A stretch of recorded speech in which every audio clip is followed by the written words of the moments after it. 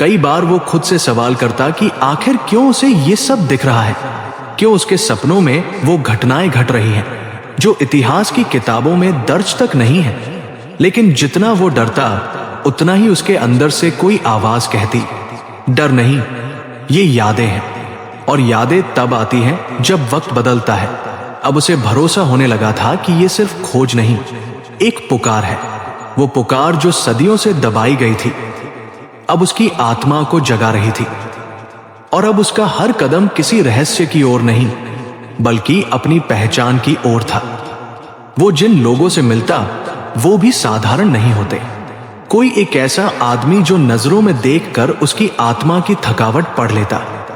कोई एक महिला जो उससे कहती, तुम ये सब पहले भी देख चुके हो ना। और वो कुछ जवाब नहीं दे पाता, बस चुपचाप मुस्कुरा देता, जैसे हर चेहरा, हर स्थान, हर घटना पहले भी हो चुकी है, डेजा वू की तरह। लेकिन कहीं गहराई में एक रात उसने एक अजीब सपना देखा। उसमें एक विशाल महासमर हो रहा था। दोनों ओर योद्धा खड़े थे, लेकिन उनमें से कोई भी इंसान नहीं लग रहा था। कुछ के सिर पर त्रिशूल के निशान थे, कुछ की आंखें अग्नि जैसी चमक रही थी, और बीच में एक काला शिवलिंग जिसके चारों ओर मंत्र गूंज रहे थे। और फिर एक आवाज, जब सत्य छिपा लिया जाता है तब वो स्वयं को प्रकट करता है। और वो समय आ चुका है। वो हड़बड़ाकर उठा, पसीने से लथपथ। लेकिन उस रात से उसके अंदर कुछ बदल चुका था। अब वो सिर्फ खोज में नहीं था, अब वो तैयारी में था, खुद को उस युद्ध के लिए तैयार करने की जो बाहर नहीं भीतर होने वाला था। और ये युद्ध किसी अस्त्र शस्त्र का नहीं बल्कि स्मृति और जागृति का था। वो जानता था अब पीछे मुड़ना मुमकिन नहीं है। कुछ दिनों बाद उसे एक पुराना ग्रंथ मिला जो ताम्रपत्र पर लिखा गया था। उसे पढ़ते ही उसकी आंखें भर आई। उसमें एक वाक्य था, जो खुद को जानता है वही ब्रह्मा को जानता है। और वो समझ गया कि उसकी सारी यात्रा केवल बाहरी नहीं बल्कि आत्मिक भी है। जो 9 ज्ञानी पुरुष थे वो केवल शरीर नहीं थे, वो एक चेतना थे, और वो चेतना कभी नहीं मरती। हर यात्रा में एक मोड़ आता है जब यात्री खुद से मिलता है। पृथ्वीराज के साथ भी यही हुआ। एक दिन जब वो एक साधु के आश्रम में गया तो वहां किसी ने उसे बिना पूछे कहा, बेटा तेरा समय आ गया है, तू अब सिर्फ जानने नहीं बदलने के लिए पैदा हुआ है। और ये सुनकर उसके भीतर एक कंपन सा हुआ, जैसे वर्षों से सोई आत्मा जाग गई हो। उसका मन शांत हो गया, लेकिन उस शांति में एक ज्वालामुखी था और जो फूटने को तैयार था।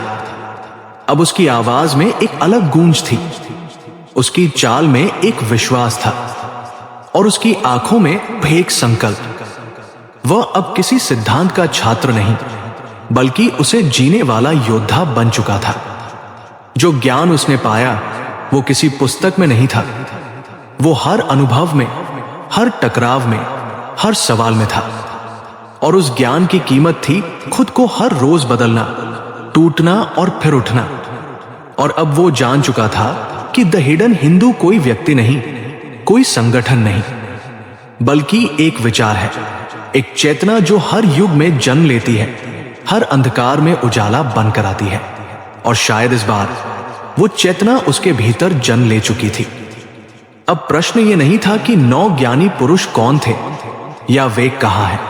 अब सवाल था, क्या पृथ्वीराज उनमें से एक बनने जा रहा है? क्योंकि समय जब करवट लेता है तो पहले इंसान के भीतर कुछ बदलता है, और पृथ्वीराज के भीतर वो बदलाव शुरू हो चुका था। हर इंसान अपने जीवन में कभी ना कभी ऐसे सवालों से टकराता है जो उसके अस्तित्व को झकझोर देते हैं। वो सवाल जिन्हें नजरअंदाज करना आसान नहीं होता। पृथ्वीराज भी उन्हीं में से एक था। उसका जीवन एक सामान्य खोज से शुरू हुआ था, लेकिन जल्द ही वो खुद को एक ऐसे रहस्य के भीतर घिरा हुआ महसूस करने लगा जो सदियों से दबा पड़ा था। कुछ ऐसा जिसे किसी ने ठीक से समझा नहीं, पर हर कोई उससे बचना चाहता था। वो केवल उत्तर चाहता था, लेकिन जवाबों की तलाश उसे एक अनोखी यात्रा पर ले गई। एक ऐसी यात्रा जहां तर्क और आस्था दोनों की परीक्षा होती है। पृथ्वीराज को एक आदमी के बारे में पता चला, ओम शास्त्री, जिसकी पहचान एक रहस्यमयी इंसान के रूप में थी। कहा जाता था कि वह 150 साल से अधिक उम्र का है, लेकिन फिर भी एक युवा की तरह दिखता है। इस बात ने पृथ्वीराज को बेचैन कर दिया। क्या यह संभव है?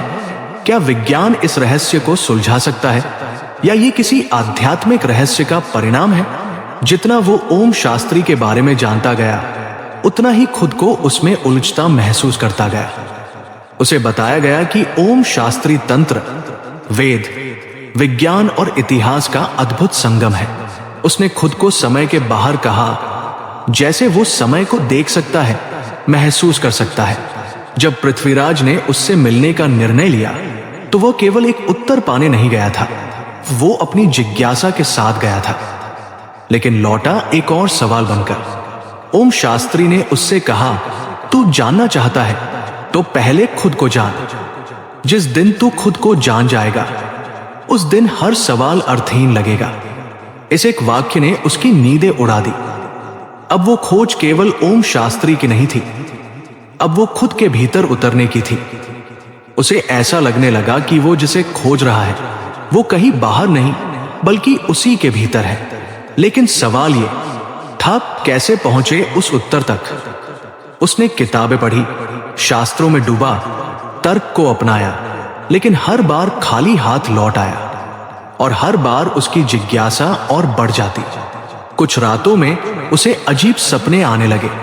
सपनों में वो अतीत में पहुंच जाता और युद्ध, राजा महाराजा, तांत्रिक विद्या, प्राचीन शास्त्र, उसे वो सब दिखने लगा जो उसने कभी देखा ही नहीं था।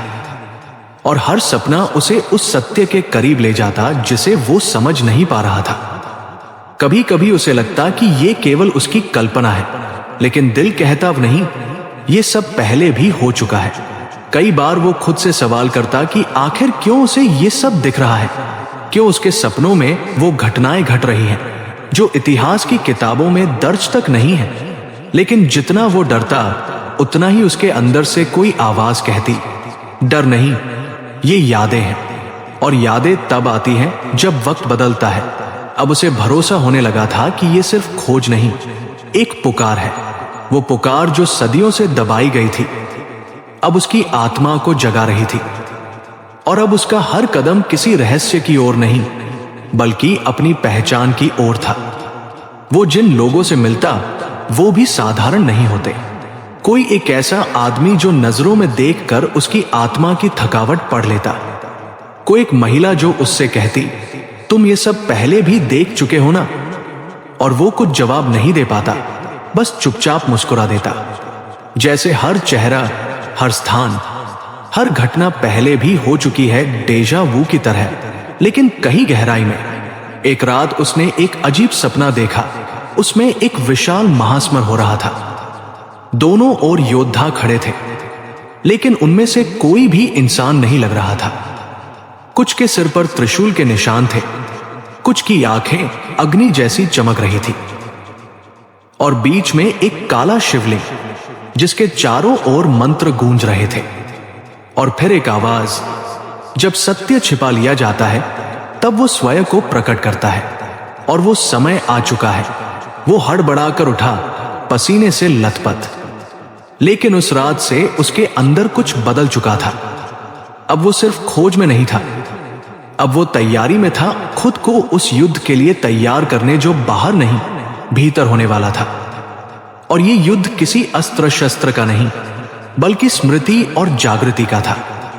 वो जानता था अब पीछे मुड़ना मुमकिन नहीं है। कुछ दिनों बाद उसे एक पुराना ग्रंथ मिला जो ताम्रपत्र पर लिखा गया था। उसे पढ़ते ही उसकी आंखें भर आई। उसमें एक वाक्य था, जो खुद को जानता है वही ब्रह्मा को जानता है। और वो समझ गया कि उसकी सारी यात्रा केवल बाहरी नहीं, बल्कि आत्मिक भी है। जो 9 ज्ञानी पुरुष थे, वो केवल शरीर नहीं थे, वो एक चेतना थे, और वो चेतना कभी नहीं मरती। हर यात्रा में एक मोड़ आता है जब यात्री खुद से मिलता है। पृथ्वीराज के साथ भी यही हुआ। एक दिन जब वो एक साधु के आश्रम में गया, तो वहां किसी ने उसे बिना पूछे कहा, बेटा, तेरा समय आ गया है, तू अब सिर्फ जानने नहीं, बदलने के लिए पैदा हुआ है। और यह सुनकर उसके भीतर एक कंपन सा हुआ, जैसे वर्षों से सोई आत्मा जाग गई हो। उसका मन शांत हो गया, लेकिन उस शांति में एक ज्वालामुखी था और जो फूटने को तैयार था। अब उसकी आवाज में एक अलग गूंज थी, उसकी चाल में एक विश्वास था और उसकी आंखों में एक संकल्प। वह अब किसी सिद्धांत का छात्र नहीं, बल्कि उसे जीने वाला योद्धा बन चुका था।